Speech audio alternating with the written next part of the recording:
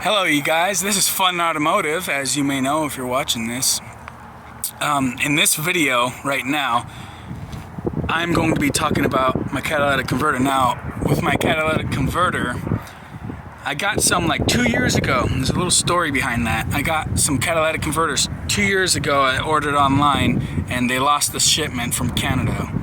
Now, I ended up buying another pair and putting those on, and as I was actually installing that second pair, the ones that were lost in shipment arrived that day during the install of the first ones.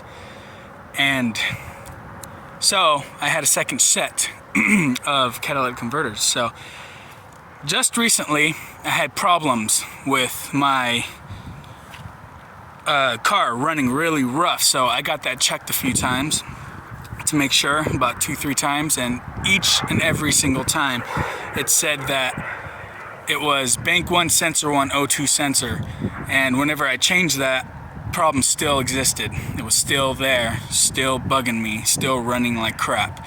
So what I've done is took those old converters that I got in the mail. They've been in storage this whole time. I threw one in, and now it's got an exhaust leak where the cat goes up to the headers, coming down the header.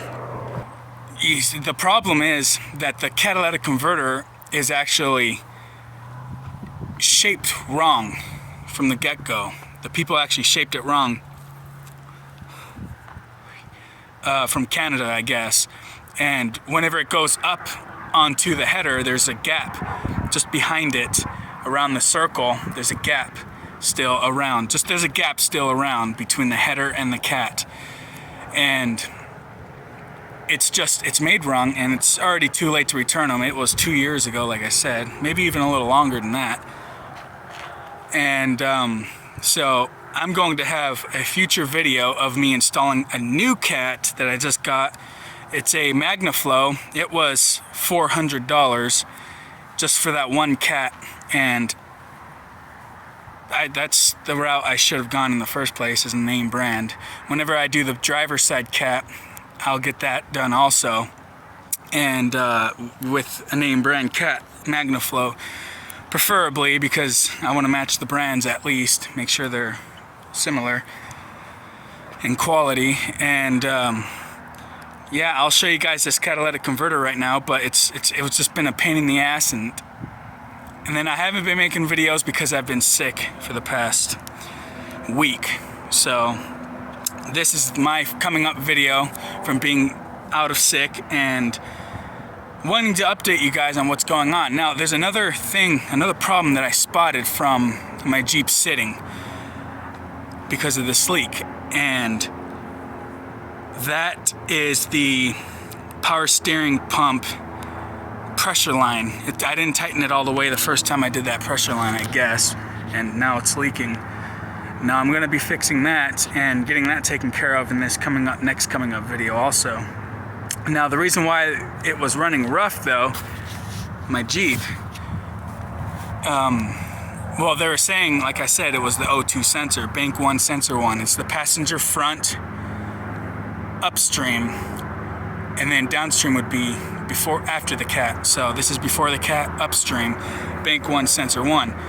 And I replaced it, and it's still running a little rough. Now, I think just maybe it's because I have an exhaust leak on that cat, so it's not getting an accurate reading, because it's a pretty big exhaust leak. It sounds like I have no cat on there. So I'm in that next coming up video, I'll be taking care of that, putting the MagnaFlow catalytic converter on and showing you guys all about that. Yes, I got the RV. It's right here, 27 foot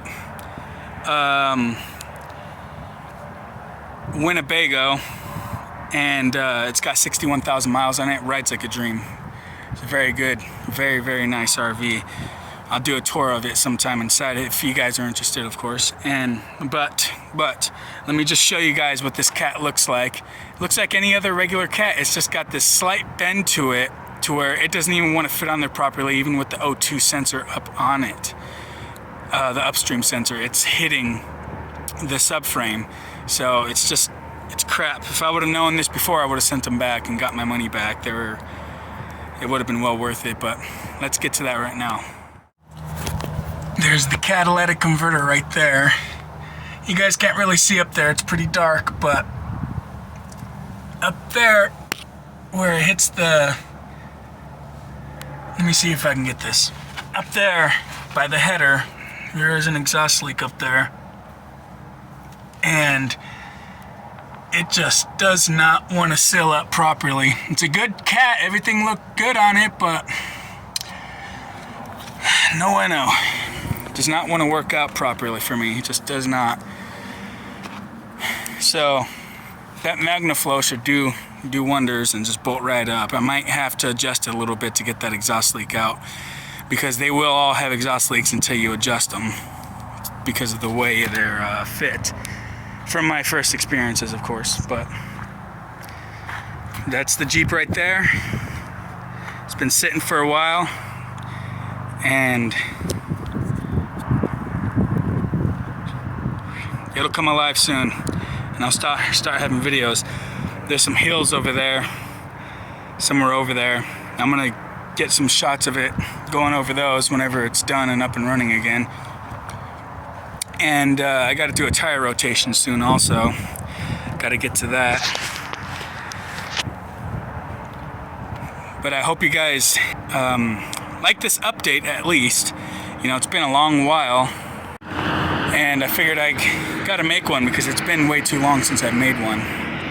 So yeah, and like I said in my past videos, that I'm going to be moving up to Utah soon, and those videos, my brother found a lot of good trails out there with his Wrangler, and we're gonna go through those, and you guys will get a lot of good trailing videos. I'll try to do like the tripod, setting it up and driving past and this and that, trying to get good shots for you guys. But in the meantime, I got to get this Jeep up and running again. It's been way too long, it feels like, since this happened. And my wife's Jeep Grand Cherokee just started having a misfire also. Took it in, they said it was the coil pack, replaced the coil pack, you know, takes 5 minutes, and still doing it. So I'm gonna check all the spark plugs, check all the coil packs, make sure everything's good and gravy on that. But if this rough idle still occurs on the Jeep Liberty, even after I change that O2 sensor, which I already have, the upstream bank one sensor one, and then get this new MagnaFlow cat inside and installed, hopefully it runs nice. If it does not, I'm gonna just go through all my O2s and check them all, because their computers over at AutoZone, they seem like they're not, I don't know, like they're just not accurate. They tell you on the computers that it's this, you do it, and it's not. So I don't know, this is like the third, fourth time that I've had a problem with that. Now my father, he actually has the automotive computer, the big $1,000 computer or whatnot, and I was thinking about just plugging it in and plugging my wife's Jeep in and getting an accurate, real reading on it. Get down deep and diagnose that. And yeah, but let me show you guys what it looks like out here. I'm out here in the middle of the desert right now, off Grand.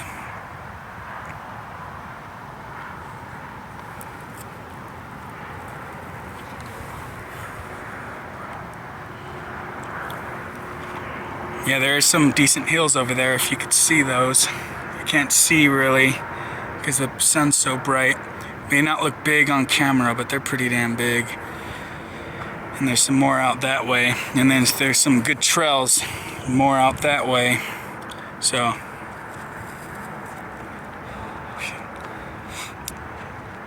I may just do those. But the Jeep is out of commission right now. It needs some good work done to it, and it will be done.